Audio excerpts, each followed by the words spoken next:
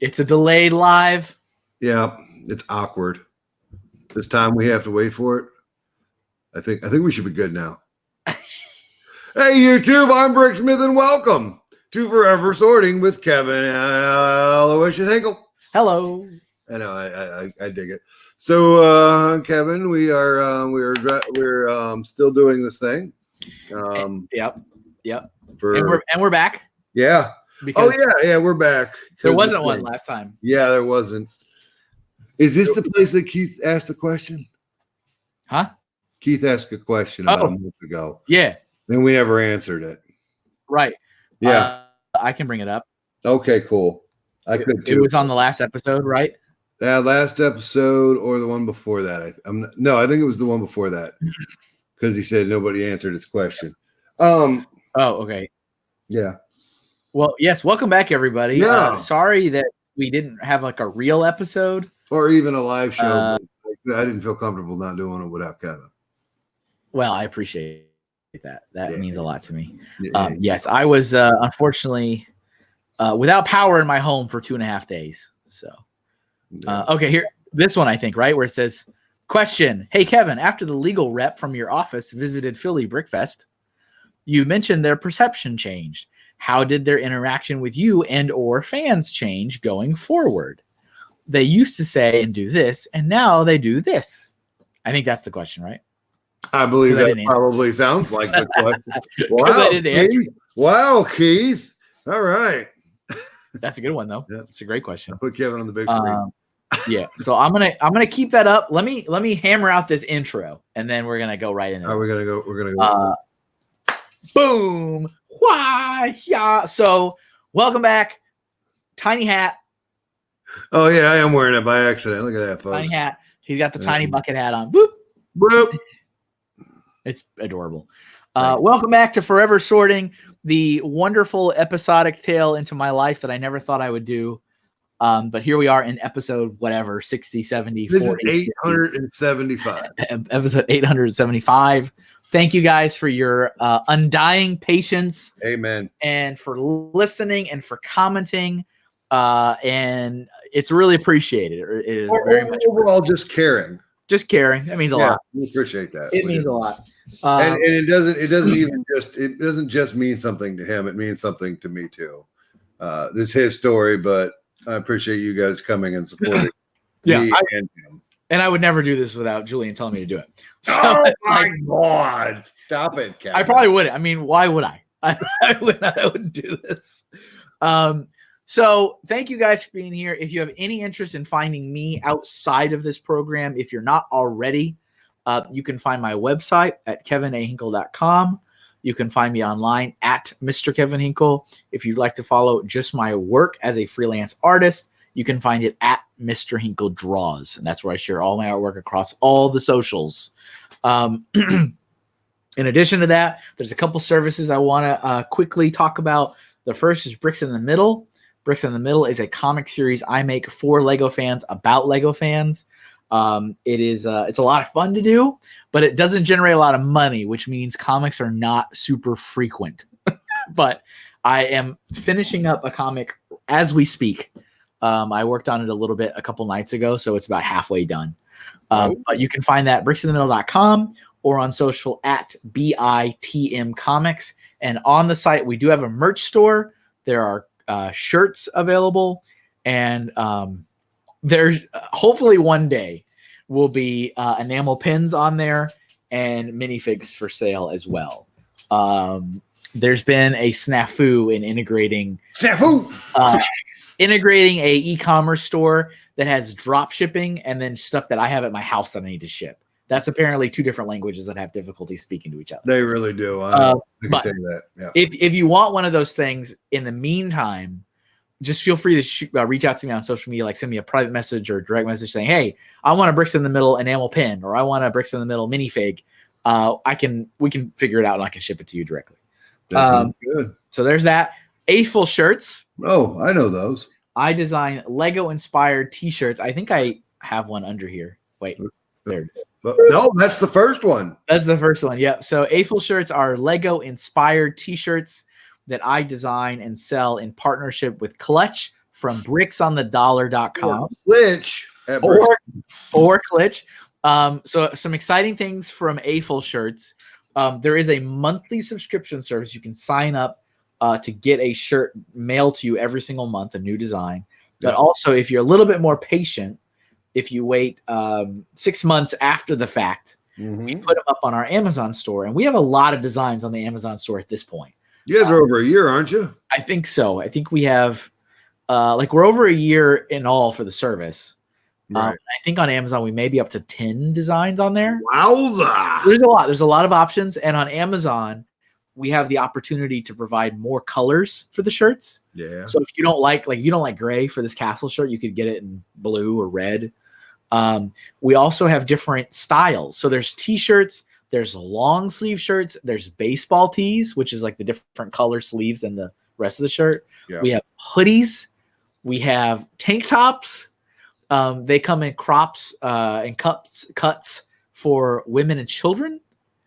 And we're also thinking of doing some other stuff too, stuff that like other cool products that have the design on it. So the links for that are on bricksonthedollar.com. You can find the direct links to go to that on Amazon. And also, one other thing about that is Klutch over the last several months has been evening out the orders through the monthly subscription service. So if we need like, I don't know, 18 of a medium size of a shirt, he'll just round it up to 20. And so there is a small surplus of the shirts through the traditional monthly subscription service that have actually been traveling with me for the last couple of months. I've been putting them out at yard sales, like at Bricks in the Six and at Brick Fair, Virginia. And I have now returned them back to him. So they have been returned to Klutch because I was in Philadelphia last weekend or 2 weekends ago. So they are back on his Bricklink store. So if you wanted to just buy one of the traditional monthly subscription service, one of the extras we had, that's on his Bricklink store on Bricklink, which is Bricks on the Dollar. Nice. So there, got that all out of the way. Now I have a special, interesting, fun announcement that I didn't tell Kevin about. Some of you guys see my lower third, or we call it the banner here. It says breast cancer awareness all month long. In October, we have done live videos, mostly live streams on my channel to promote super chats, to promote donations. Once YouTube ponies up with the money that they owe me from that, I'll pass it on to the Susan G. Komen Foundation for the Cure.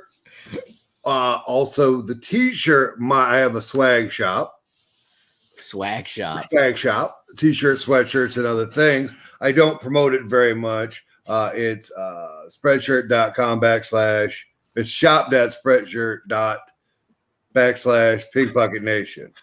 And we have been selling shirts. I get a small commission off of the shirts. And I think we sold 7 this month alone. Really? Yeah. Which like the same style or different styles? See, and this is why I'm bringing it right now during Forever Sorting. I'm not just tooting my own horn. Kevin, they're buying shirts with my face and your face on them. They're buying Forever Sorting shirts. Are they really? We've sold 2. So the thumbnail one, right? Oh no, that one broke the internet. It's the one that just says Forever Sorting. It's got our 2 faces just right there, center of the chest. That's if one of you out there has one of these 2 shirts, and I see you in real life wearing it, and we cross paths, I don't know how I'll react. Just so you're aware, I'll be like, "That's my face on your shirt." That's it. That's where his face goes. It's I appreciate the amount of love and support for this story. Yes, that's pretty cool. So yeah, two out of the 5 have been Forever Sorting shirts, which makes me happy because I like the fact that all of my designs are being bought up. Yeah, yep. And it was a menagerie of different. Yeah, I'm partial to the hoodie, and I only pulled the trigger on the hoodie because our mutual friend Intalk pulled the trigger on the hoodie. So she bought a Pink Bucket Nation hoodie over a year ago. Yeah. And posted a photo of her wearing it. I'm like, that looks like a very comfortable hoodie. Like you can tell. Yeah. You can tell. And I'm like, that looks like a good quality, comfortable hoodie. And I like that the Pink Bucket Nation logo was kind of like, smaller, understated. It's not like, and I was like, I think I will. And so that was actually a replacement for me because my Brickmania hoodie, which I have been wearing for years, was starting to get, it was starting to fall apart. This one actually is really starting to fall apart too. I need to get rid of this one. And I have no regrets. It's a very comfortable hoodie. I think it looks really sharp. I wear it a lot, especially now that Connecticut is back in wintertime again. Yeah. You thought we had fall. So it gets used a lot. And so it usually gets washed almost every week because I wear it all the time. I respect that, sir. It seems like it's a good quality. The shirt I bought myself from my own company. It was a nice shirt. I liked it. Do you, Julian? Do you own a hoodie? Yes. Do you really? I do. I bought it in Chicago on my honeymoon in 2013. Okay, I was like, where you live. I'm like, yeah. I only wear a jacket when it gets under 40. Okay. That's it. If it's in the 30s, no. If it's in the 40s, I'm not going to be wearing a jacket. How often does that happen? Is it maybe once? January and February. Right. Like that. The end of January and the beginning of February is our winter. And that's it. That's it. That's it. By March, it's 85 degrees again. It's gone. Yeah. Today it's shockingly cold. It's 59. Yeah. I'm okay. Shorts and t-shirt. That's what I wore yesterday. That's what I wear today. Yeah. I do own a pair of blue jeans, and I wear them. I wore them in Philly. Nice. I don't wear it. Mm-mm. I love it. So I don't own a long sleeve shirt. That's another one. I was going to ask. No, I don't. No. All right. Can't do it. And I own a pair of orange flip-flops. It should be pink. It should be pink. It should. Maybe it should be. This is great. Yeah, well, you asked, didn't you? I know, I did. Yeah. It's so awesome. that was my announcement. We're over $100 donated. Holland and Ballin check out Holland and Ballin if you guys haven't seen them yet. Holland and Ballin, we did an auction. I won a Instagram giveaway. The second and third place. First, second, and third, I was one of the places. I think it was in second place. All three of us donated one top poly bags. The other two guys said, send ours to Bricksmith so we can auction them off. I sent this to auction over to Holland and Ballin. Holland and Ballin said, we'll match up to $50. Somebody bid $40 for 3 poly bags. So were they good? Yeah. Were they good like that? I don't know. That's a lot of math and a lot of people. There's a lot of math. But that just means that there's a lot of people doing good things. So that's awesome. Ficken, Randoms, Kittenville, Capital City, all the rest of Holland and Ballin, Uncle Cheap, Brick Revolution, BOT, Brickborough, who started the 200 giveaway on Instagram. I thank all of you. They all had an integral part in this. And Brittany Starshine for mailing it. That's that's the unsung heroes. There you go. Yep. Is Cheap Ass like everybody's uncle, like Uncle Rico in Napoleon Dynamite? Yeah. You know me. I sometimes try to keep it. So I just call him we call him Uncle Cheap. No, I like it because I'm like, it makes me think. I mean, I immediately think of Uncle Rico from Napoleon Dynamite. I was like, my friends and family call me Uncle Rico. It's one of my favorite movies. That's a good movie. That's a good movie. So, hey, what 14, 15 minutes? I mean, we're doing good, but see, I had it. See, folks, this is why I don't talk. No, you should talk. Because when I talk, we waste time. No. Not usually do I have anything to say worth a while. So, Now, You people like come watch Sunday nights, and we talked about food for 20 minutes last night on the show. Could you eat? Yeah, we could. We all were. Yeah. We were all eating. I almost ended the stream and to go eat. It was ridiculous. It was that bad. It was that bad. But awesome. Yeah. Well, I appreciate, as I've told you before, I appreciate when you have questions, because I don't know what people don't know. Yeah. And what is more importantly interesting. So I don't know what's interesting either. I thought you were interesting. So. Oh, well, sometimes. Yeah. It happens. So I left the last episode on. No. Oh, let's do the question. Let's do the question. I'm sorry. I have it up. I still have it up. So let me remind everybody we had a question on our episode that was posted a few weeks ago. Number 48. It was episode 48. 48. And we had a question from our loyal viewer. What did we talk about on 48 for him to? Probably Philly. Did we get rowdy? No, we didn't get rowdy. The first Philly. Okay. I'm assuming. Yeah. So Strawbricks, I'll repeat the question. Hey, Kevin, after the legal rep from your office visited Philly Brickfest, you mentioned their perception changed. Yeah. How did their interaction with you and or fans change going forward?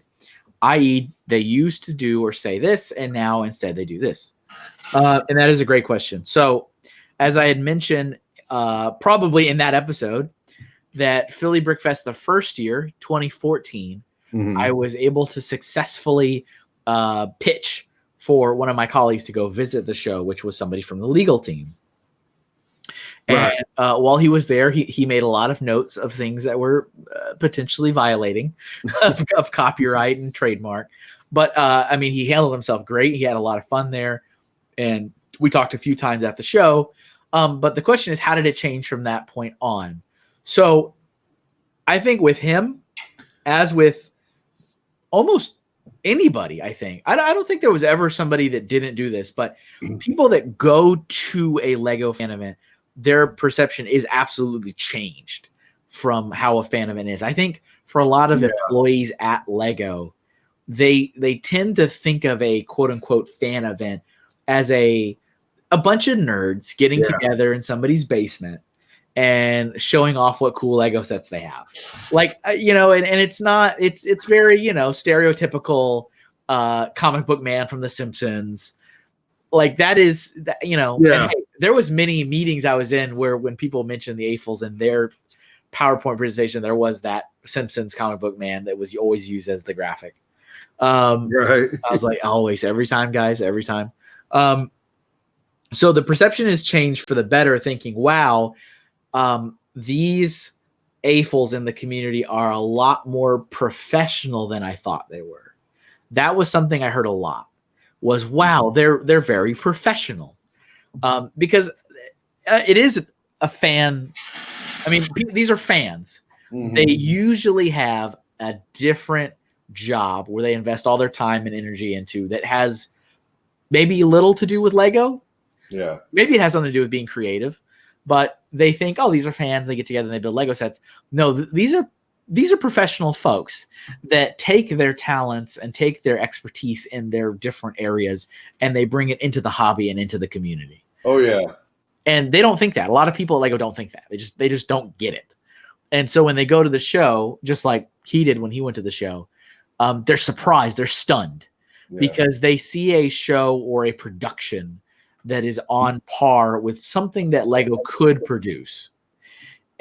Without the millions of dollars in marketing, but it's very much on par. And so there's kind of a little bit of a respect that builds. Okay, all right, these are legit. But they also take a little bit of issue with it as well. Sure. Especially from a legal angle. As they go, well, hold on. These are so professional and so on par with what Lego could do. Will this potentially get us into legal trouble if consumers think attending a Lego show and not a fan show? Who are they going to blame if they have a bad time? And I mean, that's just the reality. If you have a bad time at a Lego show, you're probably going to call Lego and tell them. You're probably not going to call Brick Fiesta or Brick Fair or Brick Con or Brick World. Yeah. Because if your grandma who just saw the ad, you're going to take them to the Lego show and go, wow, Lego did a great job. I mean, how many times when we're at shows do people think we all work for Lego, right? It's like, oh, that's so great that Lego sends you guys here to entertain us. It's funny, though. I've never had that problem. Not at one show has anyone ever thought I worked for Lego. But have you seen me at a show, you know good and well, there's obviously I don't work for Lego. Obviously. So that changed. There is a little bit of a fear. I would say the biggest change from my colleague going was he was a lot more alert to fan events. We had a little bit better ongoing dialogue about issues, and he always took a very light hand to those, which I appreciated. He was like, we're not going to send in the lawyers in the SWAT copter, but it'd be nice if they change this. Here's some language they could use. Like he would usually go above and beyond saying they can't do it, but they could say this and that's okay. And usually lawyers don't do that. They're like, they can't do it. Stop, cease and desist. Right. They're not going to provide you with free legal advice on how to skirt the issue. But he would do that kind of often, which I appreciated. And sometimes to our team's detriment. Oh, because we would have troublemakers in the community that we are not really interested in helping. They'd be like, well, this person's been warned. This person's been guided. This person's been, asked to not do this. And they are continuously violating copyright and trademark. Let's just throw the book at them. Because you can only give somebody so many chances. Yeah. And there are definitely people in the community that are out there to make a living. So what is the definition of throwing the book at someone in this situation or case? Yeah. So we would have people in legal that would kind of, benefit of the doubt, always benefit of the doubt. Right. This person did it. They don't know any better. Please don't do that again. Here's something. And, there was not many, but there was times where we're like, no, this person's had repeated opportunities to fix this, and they continuously violate copyright and trademark. Right. They know darn well what they're doing. And so that's when we would tell them, hey, we appreciate that you're coming at this from a fan perspective of like, let's take a light touch with it. Let's give them additional guidance on how to fix it. But could you please not? That was conversations that I would have being like, could you please just with this person, just not like tell them they can't, give them the cease and desist. And if they don't, then take whatever legal action you normally take. Like, don't prolong the issue with them. Yeah. Don't like hold their hand and give them a million tries and just keep giving them, because I could tell from a community lens that some of these people were taking advantage of the kind-hearted legal people that were trying to be mindful that these are passionate enthusiasts for our brand. And not to say they're not, but some of those people are also knowing that they're taking advantage of the system. They're like, well, I don't have a lawyer myself, but this is a very nicely paid Lego lawyer who's talking to me and I have direct contact to. And I think I mentioned this before in that episode, but legal was one of those teams where they were usually happy to give out their direct information, but I was always like, could you please not? Because there was a certain number of people, again, from a community perspective, from a community lens, that I'm like, if they have your contact information, they will never leave you alone. And it was true, always true. Usually I didn't like it if anyone from the legal department gave out their personal contact details. Personal, still business, but like there was like a Lego legal inbox. Like you could send an email to this inbox, like legal@Lego. I don't know if that was the email, but legal@lego.com.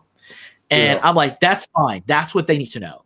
They don't need to know John Smith@lego.com, because then as soon as they have your personal email for legal advice, and it was accurate.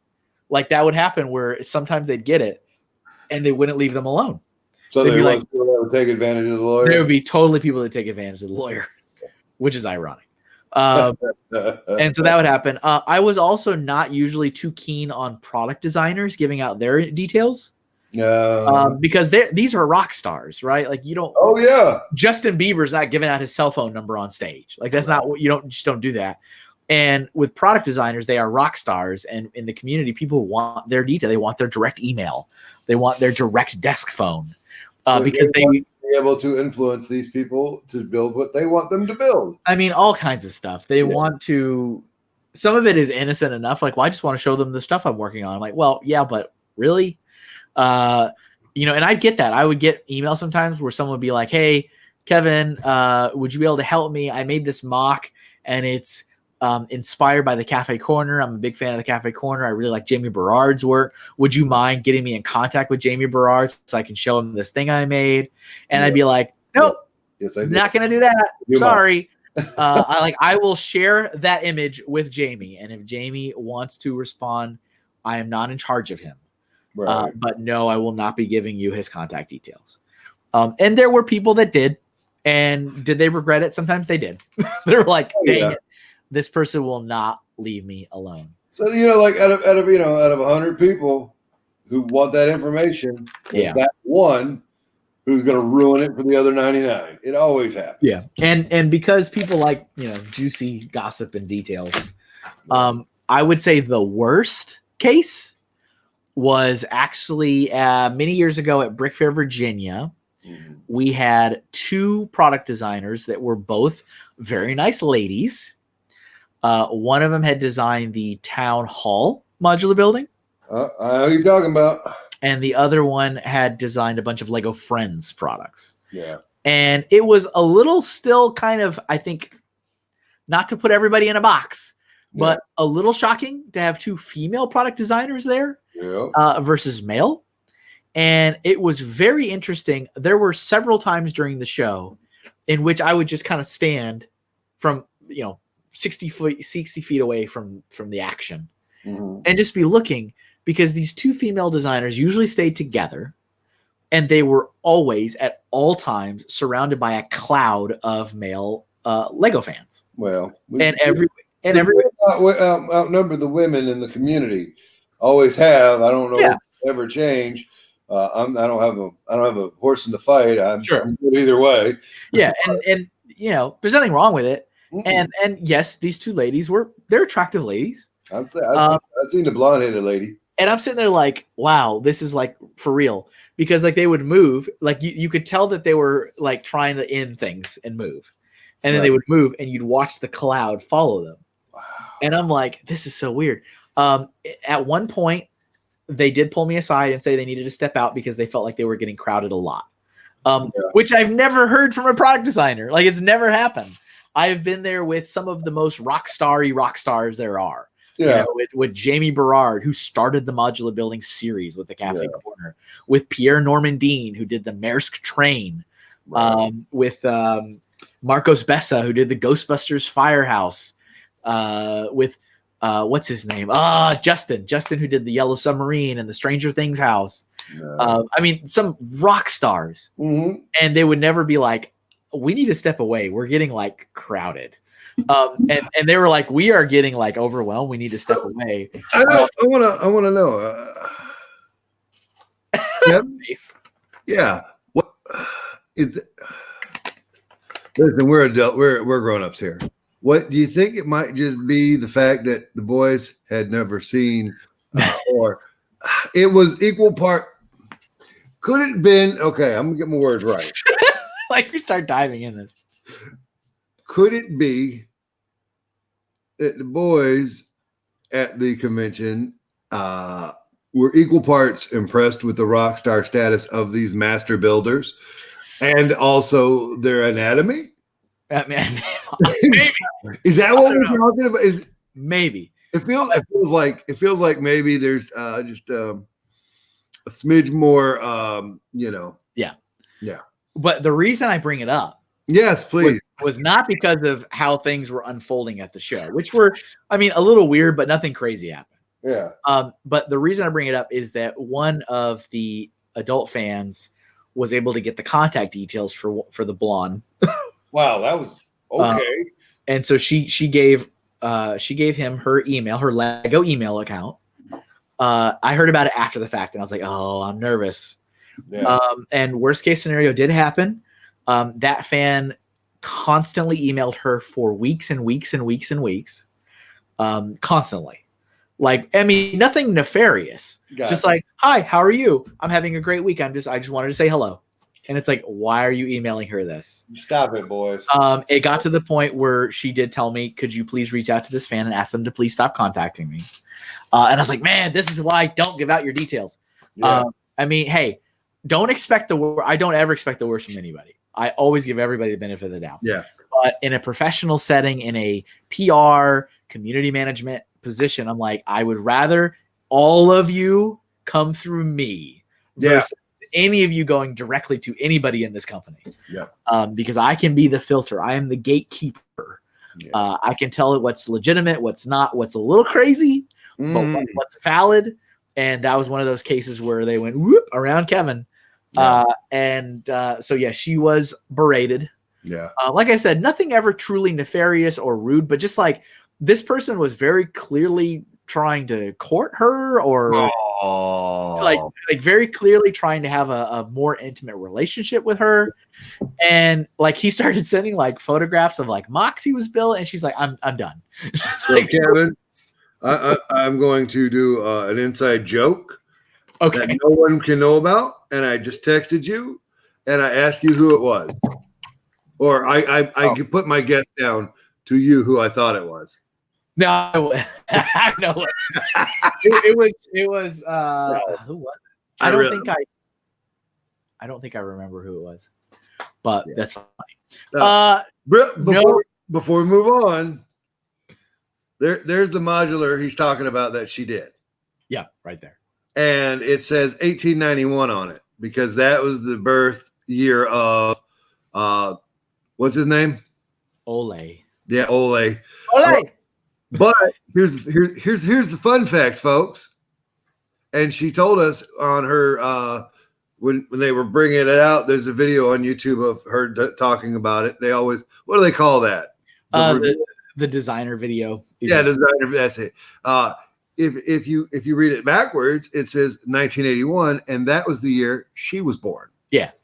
Yes. Boom. Boom. That's great. Good memory. Look at that. Look at that, everybody. Kevin's got this long story. I give you one little fact in my. Yeah, no, it's cool. Sprinkles. There you go. So sorry for ruining that there. No, not at all. I mean, so that's just an example. Going back to me talking about lawyers giving out their details. Reed, we've already started. This is the new episode. This is not an intro. Sorry, Reed. It's the whole intro video again. So yeah, I mean that their perception was changed. There was a little bit more respect for the professionalism of the community, but there was also a fear that it was too professional and that it was a cause for consumer confusion. Sure, and there should be a tighter leash on copyright and trademark violation and what to do about it. So, I mean, I think it was overall helpful. I mean, we had a better dialogue with me and legal, but sometimes that wasn't the case with other people that would come to the show. But, we'll get into that at another time. Yeah. So, but that's the answer to your question. Thanks for being patient, Strawbricks. Now I'm like, were there other questions? I don't know. I mean, we are, we could just do our outro. And we just end it now. We just end it now, and it could be the question episode. Yeah, but I mean, stuff like that.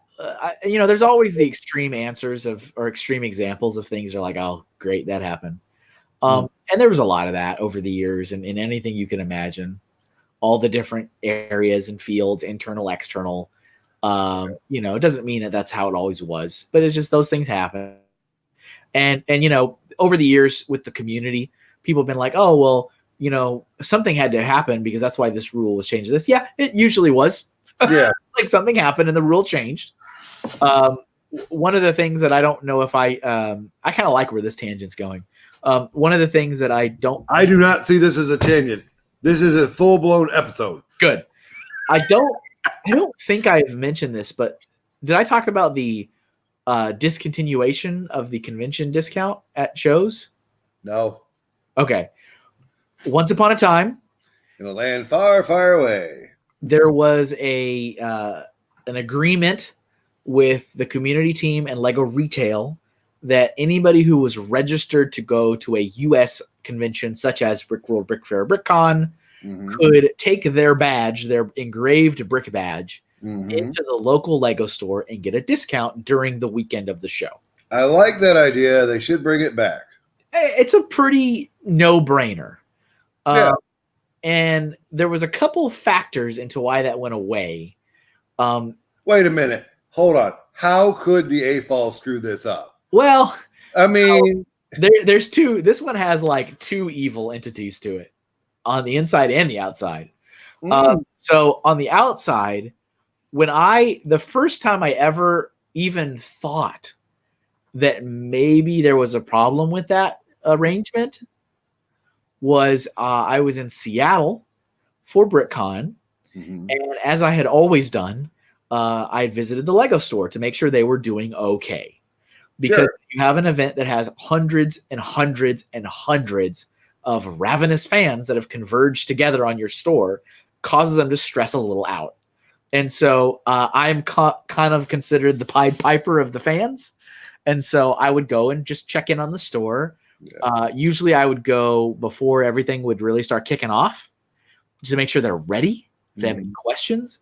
And then I would usually visit the store at one point during everything with a group of fans. So it just so happens, this group of fans, we're all going to the Lego store. Kevin, you want to come along? Yeah, I'll come along. Heck yeah, I want to go. I need some 1x2 yeah, folks with the green on the set. No.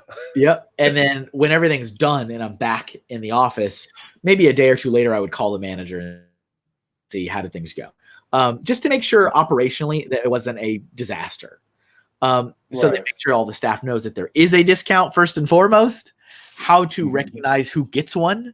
And then during my time as a community rep, we adjusted it at one point where there was a tiered system. So because Lego likes things to be complicated. I mean, really. Instead of just having you get this percentage off like the quarterly AFL Day discount, where it's like, 50% off, 15% off, whatever you want. Back then there was either a 10, 20, or 30% off depending on how much you spent. So you could get a 10% off or a 20% off or a 30% off. I think the 30% was you had to spend over 200. I think that was the thing. But of course, what does everyone spend? Everyone spends more than enough to get 30% off. That's what they do. That's what you're supposed to do. So I was in Seattle. I was in the local Lego store. It was in the middle of BrickCon. And I'm just kind of sitting there in the corner of the store, observing all the fans with their stacks of boxes. And this guy had a monstrous stack. I'm talking like almost difficult to hold. And he's like, walking by. And one of the staff members there is like, oh, hey, I don't remember his name. Like, oh, hey, nice to see you. I saw your name on the list. So I had asked BrickCon if they could please provide me with a printout of all the registered attendees of the show, just as a extra level of caution. Yeah. So you're not people showing up with the old year's badge. Why put the pressure on the store staff to know what's this year's badge design, right?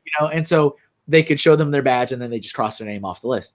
So this employee of the store recognized this fan and said, oh, I didn't realize you were going to BrickCon, but I saw your name on the list. And apparently this is a regular. And I sat there and I'm kind of, proud. I like looking around, looking at all the sales that the community is generating for the store. Right. I'm like, just looking, but I'm totally in earshot of this guy talking to the staff member. Right. And the customer just starts laughing. He's like, I'm not going to BrickCon. Super proud, super loud. Right. And then the staff member's like, what do you mean your name's on the list? He's like, I know. I registered just so I could get the discount. I have no interest in going to that show. And I mean, I am like right here. and I'm like sitting there and my smile very quickly, dissolves. And I'm like, oh, what? Like it was quite literally the first time I had thought, maybe there's something wrong. I never, as I just said already, I give everyone the benefit of the doubt. I don't assume people are nefarious. Right. I'm like, uh-oh. Do I have a feeling that people were probably doing that for a while? Yeah, probably. But this guy had just admitted that he had registered to go to the show, which registration is whatever, what, $50 to $100, depending on give or take, depending on the show. And then he continued to boast about this as he got to the register to make his purchase, and I moved over there, and I just kind of sat there at the register looking at him. He never engaged with me. How he even knew who I was. Right. But I'm in uniform. I got a Lego logo on my chest. I'm in a corporate, corporate appearance compared to the staff with their aprons. And I'm just sitting there like staring at this guy like this at the register while he's talking to him and boasting about how, he easily makes his money back for the registration in the first sale. He'll be back through the entire remainder of the weekend as in different waves to just get as much as he could. And he's going to funnel it all into his store online so he can make a profit on it. And I'm like, wow, you have totally misplaced the purpose of this. And it really made me think. It was the first time that I had to think about it, where I'm like, are people abusing this or are they not abusing this? So we had to take that conversation internally, of course, because I can't just sit there and see this and hear this and not talk about it. I can still, I see his face when he's like, I'm not going to BrickCon. He was just like so happy. And he was so proud that he had found a way to abuse the system. I swear, after you described him, I think I know who you're talking about. I mean, he's clearly from the Seattle area, so I don't know. But it was like something out of like a villain. It's like a villain of like the light shines up from under his face in the dark, But he was super proud. He was super boisterous. He was open about everything. He was not hiding a thing. And he wasn't wrong. I mean, you can register for the show, and now you've registered, you get your discount. Yeah, that is true. But he did go to the show. He had no intentions of going to the show. He didn't even have his badge because he didn't even check in. He didn't want any of the swag bag. He didn't want anything because he didn't want to have anything to do with the show. Wow. But they had the list at the register so they could cross his name off. And so I brought that conversation internally. So that's the first player. That's the outside player. So I brought that conversation internally and brought it up with my colleagues and brought it up with retail. And retail, the director of retail North America, who is not somebody to be trusted, not a fan. Unfortunately, he is still there, and he's been promoted twice. So he's high up there. He is not good people. He is as slimy as you get. What's the position? I'm not looking for his name. What's the position? Like director of retail operations. He's the person who's in charge of all the stores. I go into his office because, of course, he has an office. And we have a conversation about this in general. And he goes, "You know what, Kevin? I'm glad you're here. I'm glad you brought this up."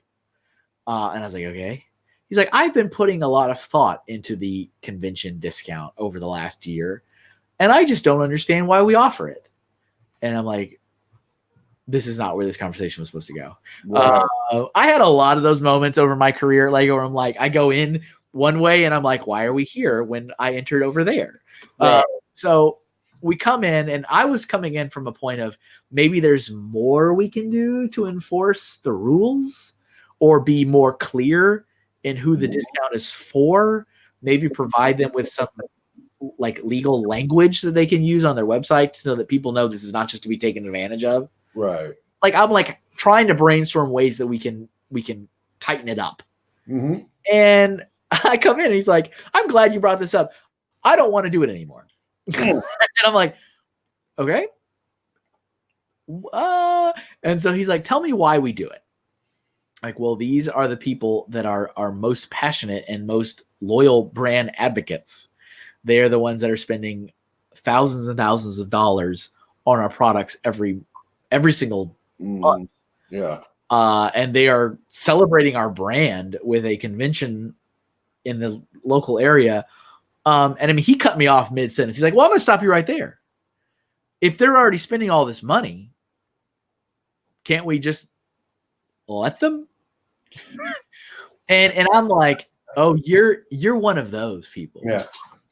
I mean, I immediately had that like sinking feeling. And, this was a little bit earlier on in my corporate career. I can't remember what year it was, but I wasn't as like really confident in my role where I'm like, let's go to task. Like, I mean, it's me I think I was a senior coordinator, and I'm talking to a region-wide director. He'd been there, 20 years. He's got authority. He's got the confidence. He's gonna talk down to me any chance he gets. Sure. And so, I mean, I was like a little befuddled. I didn't really, I know I didn't really use my strongest words or my strongest cases in that conversation. But he's like, well, I'm gonna stop you right there. They're gonna spend the money. Let's let them spend the money. And I'm like, and I'm sitting there like, it just doesn't feel right. And he was like, well, we're not in the business of feeling. He's like, we're here to make money. And I feel like we're giving these people a discount for no reason at the loss of our business, at the loss of our profits. If they're going to be there, let them spend the money. I just don't see it. Wow. And I couldn't, like I said, I couldn't really win. I was like, I don't know how to combat this. I don't know what the right magic words are. I'm not sure there is any. There might not have been any. Yeah. And so he was done. His mind was made up. Yeah. He's like, well, we're gonna take that away from you.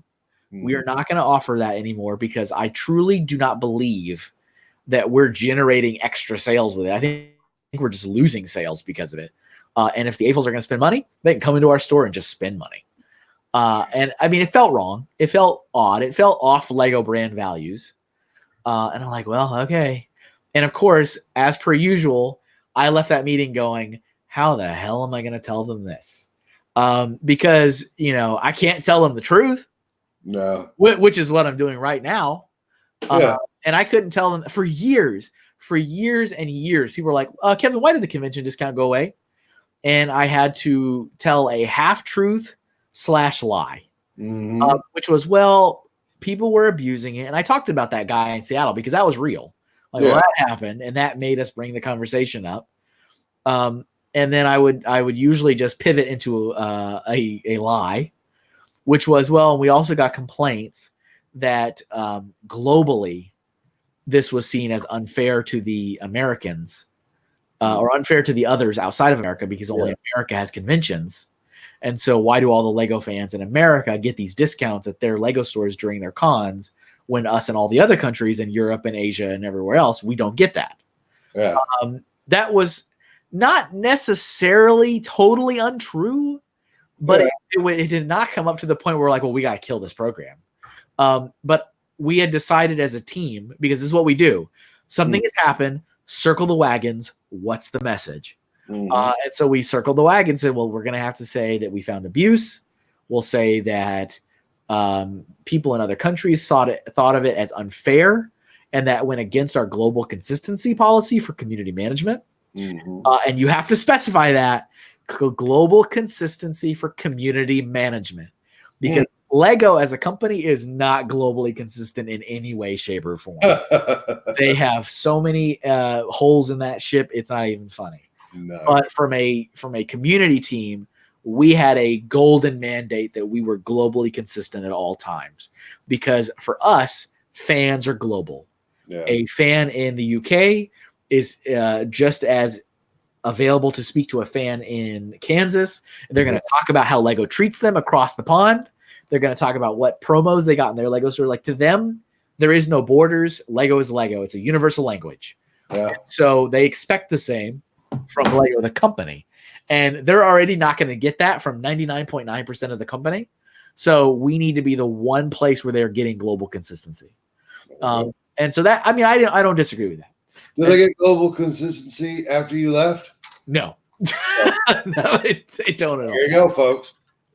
In fact, I mean, it's all kinds of wonky now. Actually, Asia, the Asian region, is the only region in the world that still has a on-paper Lego community manager. They are the only region to have a community manager. Wow. And there's all kinds of other very inconsistent stuff. But So that's what we said. We said abuse and global consistency. The real answer, which I couldn't say because I'm a good PR agent, was that there was abuse, and it made me bring the conversation internally. And the director of retail said, "Well, screw them. They're going to spend money anyway," and kill the program. Now, here's the worst part of this story. Here is where your faith in humanity takes a dip. I said, "Well, you know what? Gosh darn it. I'm going to prove him wrong. I'm going to prove to him that sales are all going to plummet after we pull this discount. I'm going to prove to him that this does make a difference in the stores. I'm going to do everything I can to prove him wrong." And I got ready. I started collecting data. I started reaching out to stores. And a couple things happened that did not work in my favor. Mm-hmm. So first of all of the shows, well, let me take a step back. First of all, I announced to all the con owners that this was going away. Oh, they were mad. They lost their shit. They got mad. They yelled. They screamed. They said this is unfair, and they had every right to. They were furious. I did it, I think, either in a group email or a conference call. I don't remember which one. I think it was a group email. So there was a lot of reply all. There was a lot of angry emails, and this is, how dare you? Your company, you owe us. You owe us. How much promotion we do for you, how much marketing we do for you, all that, the usual talking points. A lot of anger. Sure. And then things settled. We moved on. There was no convention discount. Just so you know, LEGO will not be offering any discount to anyone registered to go to a show. And every single show that next year took a dive in their registration numbers. All of them. Wow. All of them. Wow. The big shows like Chicago and Seattle and Virginia, their numbers dipped by the hundreds. Now, what does that mean? That means those were people that registered only to get the discount. Damn. So I was like, just like you just said, damn. I was like, man, I was hoping that was not the case. Now, that was hard. That first year, like I said, all the data, because I was a data hound. I collected all this information. All the shows, they all had this nice little trajectory of registration numbers, and then went boop, and they all dived. And then after that year out of the way, they all climbed up again, and they've been fine ever since. They've steadily, all of them have grown year over year over year. But that first year, when the convention discount was yanked, they all dropped, and that's because so here's the other irony: all the con owners were furious at me that I removed it. But then they were all so thankful to me that after we removed it, they weeded out the people that were just trying to abuse the system. And I was like, well, ain't this how my life is? And so they were very thankful. They said, we've weeded out finally all those people that were just here for the discount. Sales is the other wrinkle to this. I'm like, oh man, those sales are going to plummet. The sales all went up. Of course. So no, the discount didn't do anything. The removal of the discount didn't do anything to show them that I was right and they were wrong. If anything, it proved the director right, because the AFOLs continue to, even with less registrants, continue to go to the store. Because what do you do? What do you do, Julian? When you go to Philly Brick Fest, do you go to the King of Prussia Lego store? I do, sir. Yeah. In 2016, I went to the King of Prussia, and then in 2018, I went to the King of Prussia. No, King of Prussia. No, no, I went to the Discovery Center. That's fine, and it proves that it is a social thing. Yeah, like I went to the stupid store. I don't know why. I went and I bought stuff like in 2018 with my fresh wounds. To all the shows I went to, Brick Fair and Brick World and Philly Brick Fest, I still went to Lego stores almost every time. I don't know why. I had no business doing that, but it's part of the whole social activity. It is what you do as an AFOL. Yeah, and that doesn't go away. No, just because, oops, you don't have a discount now. Right. So he was absolutely proven right, and man, was he pleased. Where he's like, "See, Kevin, I told you." Oh yeah, and so all the sales continued to rise. And so whatever. But that was another story I wanted to tell. That's a good story. I'm glad. And I think I'm going to end it on that. I think it's a great place to end it, sir. So we got to answer Strawbricks' question, and we talked about our awesome issue we had with giving direct contact details out for legal and for product designers. Yeah. And we talked about the end of the convention discount, which I want to say Reed has been chomping at the bit for that story forever. Good. I want to say, because I vaguely remember him saying, wait till you hear when Kevin talks about the end of the convention discount. Because I remember talking to Reed about that guy in the store, and he was like, oh, I hate that guy. He's like, that guy's going to go down. I mean, that guy was only the beginning of the problem. Yeah. I mean, I would dare to say, even if that never happened and I never witnessed that, I was still going to get called in the office of the director and taking that program away anyway. Yeah. But it made me go in first. So that's it, everybody. That's what I got for Forever Sorting for today. As always, definitely leave a question because we will answer it eventually. Oh, yeah. Maybe a week, maybe 2, maybe a month. But it will get answered. And I like answering questions. Questions he likes the questions. I like the questions. Yeah. But thanks for listening. And yes, I got it right. That's Julian right there. And that's Kevin right there. Boop. Boop. Okay. Hey, thank you guys for watching. And don't forget, you got to sort those bricks. Bye, everybody. Bye, everybody. Bicycle. Bicycle.